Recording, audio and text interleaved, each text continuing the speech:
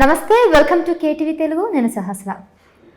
అయితే ప్రస్తుతం జర్నలిజం విలువల గురించి మాట్లాడుకుంటున్నట్లయితే ఎక్కడ చూసినా కూడా ఒకటే డిస్కషన్, ఒకటే మాట, చెప్పిందే చెప్తూ టీవీ ఛానల్స్ కానీ డిజిటల్ ఛానల్స్ కానీ ఒకటే రోత. అయితే జర్నలిజం విలువలు కోల్పోతుందా? అసలు జర్నలిజం ఎటుపోతుంది? మనతో పాటు ఉన్నారు సీనియర్ జర్నలిస్ట్, క్రియేటివ్ హెడ్, అదేవిధంగా డైరెక్టర్ ఎస్పి పవన్ కుమార్ గారు, మరోవైపు senior journalist, news presenter Harish Kakarla గారు ఉన్నారు. సో వారిని అడిగి ఈ డీటెయిల్స్ అన్నీ కూడా తెలుసుకుందాం. నమస్తే అండి. నమస్తే సార్. చెప్పండి, అసలు జర్నలిజం రోజు రోజుకి వాటి విలువలు కోల్పోతుంది అనే అంశం తీసుకొచ్చినట్లయితే దీనికి మీరు ఒప్పుకుంటారా?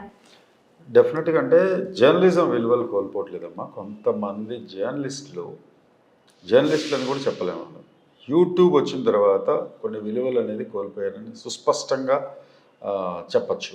ఎందుకంటే జర్నలిజం ఎప్పుడు దాని వాల్యూ దానికి ఉంది. అయితే జర్నలిజం బేస్ మీద ఉన్న వాల్యూస్ కాకుండా మన ఇష్టం వచ్చిన రాతలు, ఒక కెమెరా చేతిలో ఉంటే ఇష్టం వచ్చిన కూతలు, ఒక పేపర్ చేతిలో ఉంటే రాతలు రాసే వాళ్ళని మనం జర్నలిస్టులుగా పరిగణించకూడదు. ఈరోజు కూడా పేపర్లో ఒక విషయం వచ్చింది. పేపర్లో వచ్చిన విషయం ఏంటంటే, మీరు ఒక పేపరు లేదా ఒక ఇది ఉంది కదా అని చెప్పి మీరు అప్లోడ్ చేసుకోవచ్చు కదా ఒక యూట్యూబ్లో అని చెప్పి మీరు అవన్నీ రాస్తే అది ప్రతి ఒక్క, అంటే సోషల్ అవేర్నెస్కి కావచ్చు, లేకపోతే హెల్త్ ఇష్యూస్ సంబంధించినవి కావచ్చు. మీకు ఒక చిన్న ఎగ్జాంపుల్ చెప్తా బాగా అర్థం కావడం కోసం. ఏంటంటే, ఉప్పు ఎక్కువ తిన్నా ఏం పర్లేదు, 15 గ్రాములు ఉప్పు తిన్నా ఏం పర్వాలేదు అని చెప్పి ఒక యూట్యూబర్ అప్లోడ్ చేశారు. అది చాలామంది చూసేది నిజమే నమ్మి లైక్ కొట్టారు. అవునా, నిజమా, కరెక్టే, ఇంతకాలం మమ్మల్ని డాక్టర్స్ భ్రమలో ఉంచారు. కానీ ప్రాతిపదికగా తీసుకోవాల్సింది ఏంటి? WHO తీసుకోవాలి. వరల్డ్ హెల్త్ ఆర్గనైజేషన్ గురించి వాళ్ళు ఇచ్చిన నార్మ్స్ అండ్ టర్మ్స్ ప్రకారం ఇంత మోతాదులో మాత్రమే మీరు ప్రతిరోజు ఉప్పు తీసుకోవాలి. దాన్ని కనుక మించితే డెఫినెట్గా బీపీలు వస్తాయి, మిగతా గుండె సంబంధించిన వ్యాధులు వస్తాయి. అది ఎన్నో పరిశోధనలు చేసిన తర్వాత వాళ్ళు ఒక నిర్ధారితమైన దానికి ఒక ఆథెంటిక్ వాల్యూ అనేది ఉంటుంది. That is journalism. అది ఇప్పుడు మీరు చెప్పినట్టు ఒక సీనియర్ జర్నలిస్ట్ హరీష్ లాంటి వాళ్ళు ఒక ప్రోగ్రామ్, హెల్త్ ప్రోగ్రామ్ చేస్తున్నట్టయితే డెఫినెట్గా మీరు దానికి క్రాస్ చెక్ చేసుకుంటారు, మీరు దాని గురించి మాట్లాడతారు, సెర్చ్ ఇంజిన్స్లో అన్నీ చేసుకుంటారు. ఒక డాక్టర్కి వీలైతే ఒక జర్నలిస్ట్గా ఫోన్ చేసి ఏంటంటే విషయాన్ని కనుక్కుంటారు. ఇంత ఆథెంటిక్ న్యూస్ అనేది జర్నలిస్ట్కి ఉంటుంది, యూట్యూబర్కి అది ఉండదు. ఫస్ట్ ఒక డిఫర్ చేసే లైన్, చాలా థిన్ లైన్ ఏంటి అంటే, అసలు యూట్యూబర్స్ చెప్పింది క్రాస్ చెక్ చేసుకోకుండా ఏది నమ్మొద్దు. వాళ్ళని దయచేసి జర్నలిస్టులుగా పరిగణించొద్దు. వాళ్ళు చెప్పేది కొన్నిసార్లు మంచి అయ్యి ఉండొచ్చు, లేకపోతే వాళ్ళు వాస్తవానికి దూరం అయ్యి ఉండొచ్చు, ఎంటర్టైన్మెంట్ చేయడానికి, వ్యూస్ పెంచుకోవడానికి చేస్తుండొచ్చు. బట్ ఆథెంటిసిటీ లేనిది మాత్రం అది కాదు. వాళ్ళని జర్నలిస్ట్గా కాకుండా వాళ్ళు యూట్యూబర్గా పరిగణిస్తే మంచిది. సో మీరు చెప్పండి హరీష్ గారు. సో జర్నలిస్టులు అని చాలా మంది ముందుకు వస్తున్నారు, వాళ్ళు చెప్పేవి నిజానికి చాలా మంది నమ్మి కూడా వాళ్ళని ఫాలో అవుతున్న సందర్భాలు కూడా ఉన్నాయి. సో ఏ కేటగిరీ మరి ఉంటారంటారు ఇలా? That's unfortunate. అదే పవన్ గారు కూడా అన్నట్లు, జర్నలిజంలో జర్నలిస్టులు అన్నా కూడా, లేకపోతే కమ్యూనికేషన్ అనేది తీసుకున్నా కూడా మనం మాస్కామ్ అని చెప్పి అంటాం. మాస్కాము అలాగే మైక్రో కమ్యూనికేషన్స్, ఈ రెండు వేరియేషన్స్, రెండు కూడా దేన్ని అథెంటిసిటీగా తీసుకోవాలన్నప్పుడు మాస్ కమ్యూనికేషన్ ఒకటి ఉంది. అంటే ఫర్ ఎగ్జాంపుల్, మన ఎక్స్-సీఎం చనిపోయినప్పుడు ఒక న్యూస్ వచ్చింది, ఆయన చనిపోయారు, అంత కన్ఫర్మేషన్ అక్కడ ఉన్నవాళ్ళు చూశారు, మన జర్నలిస్ట్ స్వయంగా వెళ్ళి ఆయన కళ్ళతో కూడా చూసి చెప్పాడు. అయినా కూడా దాన్ని టెలికాస్ట్ చేయడానికి అరగంట ఆలోచిస్తారు. బ్రేకింగ్, ఫ్లాష్లు కొట్టడానికి అంత ఉత్సాహం చూపిస్తున్న రోజులైనా కూడా దాన్ని టెలికాస్ట్ చేయడానికి అట్లీస్ట్ విజువల్ కమ్యూనికేషన్ లేనప్పుడు వర్డ్ని తీసుకొని ఒకదాన్ని టెలికాస్ట్ చేయడానికి అరగంటను ఆలోచిస్తారు. ఎందుకు? అఫీషియల్ కమ్యూనికేషన్ ఏదైనా వస్తుందేమో చూద్దాము. అఫీషియల్, అది కూడా ఒక్క సోర్స్ నుంచి కాదు, 2 సోర్సుల నుంచి వెరిఫై చేసుకుంటారు. ఆ కన్ఫర్మేషన్ వచ్చే వరకు వెయిట్ చేస్తారు. అఫీషియల్ కన్ఫర్మేషన్ రావాలి, అది అఫీషియల్ అయితే ఓకే. లేదు వేరే కమ్యూనికేషన్ ఏదైనా అయితే 2 డిఫరెంట్ సోర్సులు, వాళ్ళిద్దరికి సంబంధం లేని సోర్సుల నుంచి ఏదైనా ఒక న్యూస్ వచ్చినప్పుడు మాత్రం కమ్యూనికేషన్ కన్ఫర్మ్ చేసుకుంటారు, వేస్తారు. అది that used to be there. జర్నలిజంలో అది ఉండేది. I believe you agree with. I really agree with Harish. ఇందాక ఈ ప్రోగ్రామ్ మనం స్టార్ట్ చేయకముందు డిస్కషన్ లోపల అదే అనుకున్నాం, ఒక ఆథెంటిసిటీ ఉంటుంది దీనికి. ఎగ్జాక్ట్లీ. లేదు, ఒక ఆథెంటిసిటీ దీనికి ఉండదు. హౌ కెన్ యూ ఫోకస్ అంటే ఇప్పుడు ఎలా తయారైందంటే యూట్యూబర్స్ అసలు జర్నలిజం అనే దాన్ని నేను కంటిన్యూ చేస్తాను దీంట్లో. సో ఇప్పుడు ఫర్ ఎగ్జాంపుల్ రాజశేఖర రెడ్డి గారు చనిపోయినప్పుడు సంబంధించిన వార్తలు తీసుకుంటే ఇన్ని జరిగాయి, కన్ఫర్మేషన్స్ ఒకదాని తర్వాత ఒకటి. ఎందుకు అంటే దే హ్యావ్ దట్ ఫియర్. ఒక్కసారి మనం రాంగ్ న్యూస్ ఇచ్చినా కూడా, ఏదైనా ఒక ప్రాబ్లమాటిక్గా చేసినా, లేకపోతే దానివల్ల వచ్చే కమ్యూనికేషన్ కాంప్లికేషన్స్ ఉంటాయి. ఫర్ ఎగ్జాంపుల్ ఇందిరాగాంధీ టైంలో మనం న్యూస్, నేను అప్పుడు లేకపోయినచ్చు కానీ మనకు అందరికీ తెలుసు, జర్నలిజం చేసిన వాళ్ళందరికీ చెప్తారు విలువల గురించి, లేకపోతే సోకాల్డ్ సంయమనం గురించి చెప్పే. అయితే ఇక్కడ హరీష్ ఏంటంటే, అంటే సిక్కులు ఆమెను కాల్ చేశారు అని తెలిసిన వెంటనే దేశం మొత్తం మీద ఉన్న సిక్కులందరినీ చంపేశారు. నేను అదే చెప్తాను. ఇప్పుడు హరీష్ చెప్పిన పాయింట్, ఇప్పుడు కనుక యూట్యూబ్స్ ఉండుంటే సిక్కులు కాల్చారని ఒకళ్ళు, దాని బాడీ గార్డ్స్ కాల్చారని అది అందరికి తెలిసిన విషయం, లేకపోతే ఇంకేదైనా కుట్ర జరిగిందని ఒకళ్ళు, అందులో సిక్కుల లోపల ముస్లిమ్స్ కూడా ఉన్నారని కొంతమంది, ఇట్లా రకరకాల కోణాలు, విభిన్న కోణాల్లో వచ్చేసి అసలు నిజమా అబద్ధమా. ఒకళ్ళు రాజశేఖర రెడ్డి గారు చనిపోయినప్పుడు కూడా ఒకళ్ళు యూట్యూబ్ ఛానల్స్ పెద్ద ఎత్తున వెలుగులాగా ఉంటే గనక, హెలికాప్టర్ కాదు ఆయన వెళ్ళింది ఫ్లైట్లో వెళ్ళాడంట, పడింది ఇది ఇక్కడే పావురాలు గుట్టంటే ఇదే, ఇలాంటివి కూడా ఇన్ని ఫేక్ న్యూస్లు వచ్చేవి. దీనివల్ల జనాలకి నష్టమే, 90% నష్టమే తప్ప ఒక్కళ్ళు కూడా యూట్యూబ్ చూసి యూట్యూబర్స్ చేసి చూసి బాగుపడ్డారు.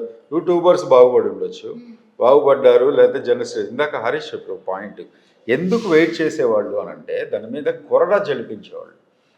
ఒకవేళ మీడియా సంస్థకి అథెంటిసిటీ అనేది వాళ్ళ ఆయుధం. ఒక ఈటీవీ జెమినియో లేకపోతే ఇంకోటో ఇలా రాంగ్ న్యూస్ కనుక ఇది ఒక్కసారి ఇచ్చారంటే మళ్ళీ వాళ్ళ లైసెన్స్ పోతుందేమో అన్న భయం వాళ్ళకి లేదండి, ప్రజలు నమ్మరన్న భయం. అది లైసెన్స్ కంటే. అంటే ఇప్పుడు మీరు చెప్తున్నట్టు జర్నలిస్టులు ఎవరు కూడా కరెక్ట్ ఇన్ఫర్మేషన్ ప్రజలకు ఇవ్వట్లేదంటారా? ఇచ్చేవాళ్ళు ఉన్నారు, ఎవరు లేకపోతే జర్నలిజం ఎవరు చూడరు, అంతా ఇది ఎంటర్టైన్మెంట్ మీడియానే అయిపోతుంది. ఫార్చునేట్లీ ఉన్నారు, చేస్తున్నారు. కాకపోతే విలువలు తగ్గుతున్నాయా పెరుగుతున్నాయా అంటే తగ్గేది పెరిగేది లేదు. నిజానికి చెప్పాలంటే ఇప్పుడు చాలా సీనియర్ జర్నలిస్టులు, అంటే 83లో నాటికే జర్నలిస్టులుగా ఉన్న వాళ్ళు మేము ఎప్పుడో ఇంటర్వ్యూ చేస్తున్నప్పుడు సార్ ఇట్లా కూర్చొని మనం మా ఉత్సాహంతో అడుగుతున్నప్పుడు వాళ్ళు చెప్పింది ఏంటంటే, అప్పుడు కూడా 2 రకాల జర్నలిస్టులు ఉన్నారు, ఆ విలువలు అనుకోనో ఇంకోటో అనేది. కాకపోతే ఉదాహరణ చెప్పలేని విషయం ఏంటంటే, ఆ విలువకి డెఫినేషన్ లేదు. ఏంటి విలువలు అనేది ఇంకొక ఉదాహరణ చెప్తాను నేను మీకు. నేను TV9లో క్రైమ్ బ్యూరోకి సంబంధించి ఒక న్యూస్ కవర్ చేయడానికి నైట్ డ్యూటీలో ఉన్నప్పుడు ఒక న్యూస్ వచ్చింది. బాగా ఎక్కువ చైన్ స్నాచరు ఒకతను కూకట్పల్లి ఏరియాలో ఒక దొంగను పట్టుకున్నారు పోలీసులు. పట్టుకున్న తర్వాత ఇంకా ఆబ్వియస్లీ ఉత్సాహం మనకు ఉంటుంది కదా, అసలు పోయి పట్టుకొని అసలు మనం విజువల్ తీసుకొచ్చేయాలి, పొద్దున్నే స్క్రోలింగ్ అన్న వేయాలి, న్యూస్లో అన్న వేయాలి, ఈ ఉత్సాహం ఉంటుంది. బయలుదేరేటప్పుడు నాకు సీనియర్ జర్నలిస్ట్ ఒక ఆయన, మా దాంట్లో అప్పుడు సీనియర్గా ఉన్న ఆయన, ఇప్పుడు ప్రజెంట్ ఢిల్లీ హెడ్ చేస్తున్నారు, ఢిల్లీ బ్యూరో హెడ్ చేస్తున్నారు ఆయన. I don't know whether I can take his name, అందుకని తీసుకోవట్లే. అయితే ఆయన చెప్పింది ఏంటంటే, ఒక సలహా ఇచ్చారు, and I thought it is right. ఏంటంటే, వెంటనే నువ్వు ఆ విజువల్ వేసేయకు, దొరికిపోయాడని చెప్పకు. దొరికిపోయాడు అని న్యూస్ వేసినప్పటి నుంచి అగైన్ పోలీస్కి ఒక రెస్పాన్సిబిలిటీ ఉంటుంది, వాళ్ళకు కొన్ని లాస్ ఉంటాయి. వితిన్ 24 hours కోర్టులో ప్రజెంట్ చేయాలి, ఇవన్నీ కూడా ఉంటాయి. ఈ క్రమంలో ఏమవుతుందంటే, అతన్ని ఇంట్రాగేట్ చేయలేరు, ఆ నగల్ని రికవరీ చేయలేరు. ఇది ప్రాబ్లం వస్తుంది. అది ప్రాక్టికల్గా కొంతమంది జర్నలిస్టులకు తెలుస్తుంది. అందుకని ఏం చెప్తారంటే, న్యూస్ని కొద్దిగా సంయమనంతో కొద్దిగా డిలే చేసుకుంటారు టెలికాస్ట్ చేయడానికి. అయితే ఇక్కడ కాన్ఫ్లిక్ట్ వస్తుంది. మీరు చెప్పిన ఆ ఛానలే ఒకప్పుడు మీ ఎవరైతే హెడ్ ఉన్నారో అంతా ఆలోచించారు, కానీ ఇప్పుడు మాత్రం కుయ్ కుయ్ కుయ్ అని సౌండ్ పెట్టి మెయిన్ స్ట్రీమ్ వాళ్ళు కూడా చెప్పిందే చెప్తున్నారు. మరి దీన్ని ఎట్లా తీసుకోవాలి? ఇది కరెక్ట్. నేను చెప్పేది ఏంటంటే, నేను ఇది కంప్లీట్ చేసేది ఏంటంటే, ఆథెంటిక్ న్యూస్ వేరు. విలువల గురించి మాట్లాడినప్పుడు ఏది విలువ? జరిగిన న్యూస్ ని వెంటనే ఇవ్వాలి, వాడి రైట్. ఎవడు దొంగకు కూడా రైట్స్ ఉంటాయి, వాడి రైట్స్ 24 hours లోపల వాడిని ప్రజెంట్ చేయాలి. ఎందుకంటే రాజ్యాంగం ఇచ్చిన హక్కులు, చట్టం ఇచ్చిన హక్కుల్ని వాడు కాపాడుకోవాలి. దాన్ని నేను భంగపరుస్తున్నాను అనేది, నువ్వు ఎవరి పక్షాన విలువల్ని పాటిస్తున్నావు అనేది.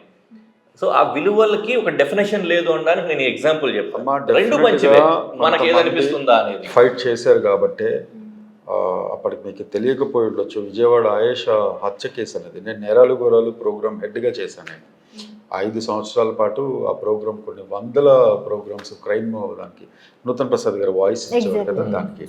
దాని లోపల ఆయేషా హత్య కేసు లోపల ఎవరికి తెలియని నిజాలు కూడా చాలా బయటికి తీసుకొచ్చిన వాళ్ళు జర్నలిస్టులు. ట్రూ. దాని లోపల కొంతమందికి శిక్ష వేయించిన వాళ్ళు జర్నలిస్టులు. ఎవరైతే ఇప్పుడు బాధితుడు అదే రకంగా ప్రత్యూష కేసులో కూడా చేసిన వాళ్ళు జర్నలిస్టులే. అలాగే సత్యం బాబు బయటికి రావడానికి ఆయేషా కేసుకి అసలు అతనికి సంబంధం లేదు. కానీ అతను శిక్ష అనుభవించాడు కదా దాదాపు అనుభవించి ఎన్నో బయటకు వచ్చాడు. సంవత్సరాలు. ఎన్నో సార్లు ఎంతో మంది పోరాడిన తర్వాత ఏమంటే అసలు ఆ పాయింట్లో అతను అక్కడ లేడు. జర్నలిస్టుల ఫైటింగ్ కూడా ఉంది దీని లోపల. అండ్ మన హెచ్ఎం టీవీలో మనం ఇంతకుముందు మనం కలిసి పనిచేసాము. దానిలో కూడా ఒక ఒక రిపోర్టర్ దుబాయ్లో ఇరుక్కుపోయిన అమ్మాయిల్ని హ్యూమన్ ట్రాఫికింగ్ లోపల నుండి చేసినప్పుడు ఇనిషియేటివ్ తీసుకొని అక్కడి నుంచి తీసుకుని వచ్చారు దగ్గర ఒక 50-60 మందిని. మరి ఇదంతా జర్నలిజం, ఒక ట్రూ జర్నలిస్టుల వల్ల సాధ్యమైన అంశాలు. లేరా అంటే ఉన్నారు డెఫినెట్గా. ఉన్న వాళ్ళందరూ ఒక మంచి సైడ్ ఉండిపోయారు, చాలా తక్కువ పర్సెంటేజ్ అయిపోయారు. అంటే జనరేషన్ మారే అదే కనుక ఇప్పుడు నేనేం చెప్పదలుచుకున్నానంటే ఇవన్నీ జరిగాయి కదా, అదే నేరాలు ఘోరాలు ప్రోగ్రామ్ కనుక యూట్యూబర్స్ చేతికి చిక్కి ఉంటే ఒకడు ఆయేషా హత్య చేసిందంటారు, అసలు ఆ అమ్మాయే కావాలనే రేప్కి గురైందంటారు,